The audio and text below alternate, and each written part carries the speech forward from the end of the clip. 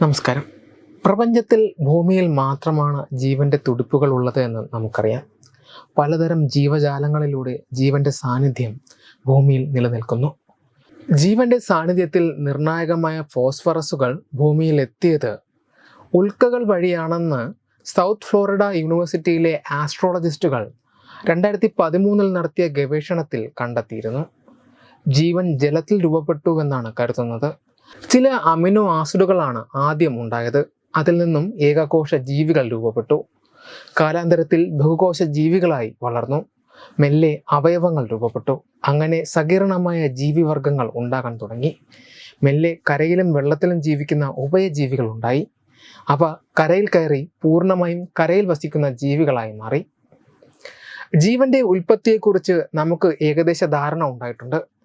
എങ്കിലും ഭൂമിയിലെ മുഴുവൻ ജീവജാലങ്ങളെയും നമുക്ക് പഠിക്കാൻ സാധിച്ചിട്ടില്ല.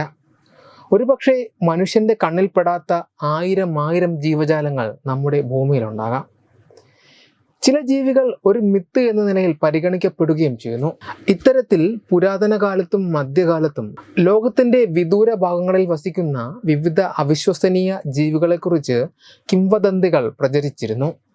നായ്ക്കളുടെ തലയുള്ള മനുഷ്യരൂപങ്ങൾ മുതൽ ഒറ്റ ഭീമൻ കാലുള്ള അതുല്യ മനുഷ്യർ വരെ വിചിത്രവും അതിശയകരവുമായ ജീവികളുടെ കഥകൾ സാധാരണമായിരുന്നു. അത്തരത്തിലുള്ള ഒരു ഇനമായിരുന്നു ബ്ലെമ്മീസ്. തുടക്കത്തിൽ ബ്ലെമ്മികൾ നുബിയയിലെ താഴ്ന്ന പ്രദേശങ്ങളിൽ താമസിച്ചിരുന്ന ഒരു ഗോത്രമായിരുന്നു. എന്നാൽ കാലക്രമേണ നെഞ്ചിൽ കണ്ണുകളും വായുമുള്ള തലയില്ലാത്ത ഭീകരരൂപികളായി അവർ മാറി. BC 5-ാം നൂറ്റാണ്ടിൽ എഴുതിയ ചരിത്രങ്ങളിൽ 2500 വർഷങ്ങൾക്ക് മുൻപ് അവയെ ഈ രീതിയിൽ ആദ്യമായി വിവരിച്ചിട്ടുണ്ട്. ഗ്രീക്ക് ചരിത്രകാരനായ ഹെറോഡോട്ടസ് അവരെ നെഞ്ചിൽ കണ്ണുകളുള്ള തലയില്ലാത്ത ജീവികൾ എന്നാണ് പരാമർശിച്ചിരിക്കുന്നത്. സ്ട്രാബോയുടെ ഭൂമിശാസ്ത്രത്തിലും ബ്ലമ്മീസ് എന്ന പദം പ്രത്യക്ഷപ്പെടുന്നു. 1-ാം നൂറ്റാണ്ടിലെ ഈ ഗ്രീക്ക് ഭൂമിശാസ്ത്രജ്ഞൻ അവയെ രാക്ഷസന്മാരായി വിശേഷിപ്പിച്ചില്ല. മറിച്ച് നൈൽ നദീതീരത്തും ചെങ്കടലിനടുത്തും താമസിക്കുന്ന ഒരു ഗോത്രമായിട്ടാണ് വിശേഷിപ്പിച്ചത്. പ്രകൃതി ചരിത്രത്തിൽ പ്ലിനി ദ എൽഡർ എഴുതി, ബ്ലമ്മികൾ എന്ന് വിളിക്കപ്പെടുന്നവയ്ക്ക് തലയില്ല, പക്ഷേ അവരുടെ കണ്ണുകളും വായകളും നെഞ്ചിലാണ്. ബ്ലമ്മികളുടെ വിവരണങ്ങൾ മധ്യകാലഘട്ടത്തിലും തുടർന്നു.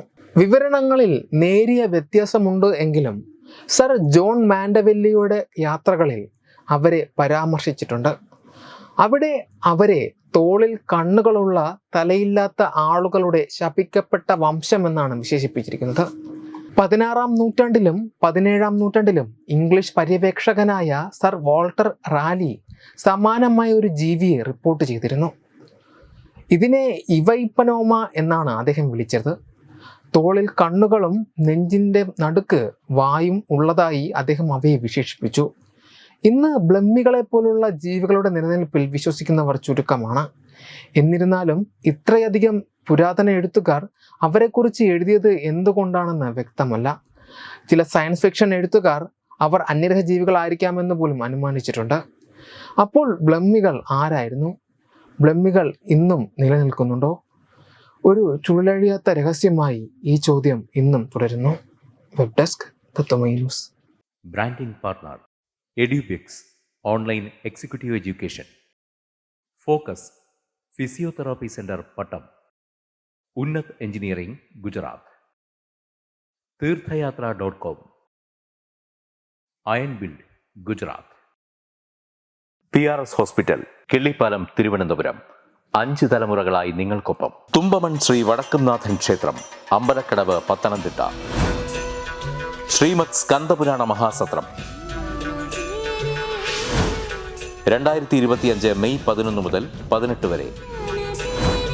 ബ്രഹ്മശ്രീ മുംബൈ ചന്ദ്രശേഖര ശർമ്മയുടെ മുഖ്യ കാർമ്മികത്വത്തിൽ മഹാഗണപതി ഹോമം, സ്കന്ദപുരാണ പാരായണം, മഹത് പ്രഭാഷണങ്ങൾ, പൂജഹോമാദികൾ, കലാസാംസ്കാരിക പരിപാടികൾ. സത്രയജ്ഞ കർമ്മങ്ങളിലേക്ക് എല്ലാ ഭക്തജനങ്ങളുടെയും സാന്നിധ്യവും സഹകരണവും സാദരം അഭ്യർത്ഥിക്കുന്നു.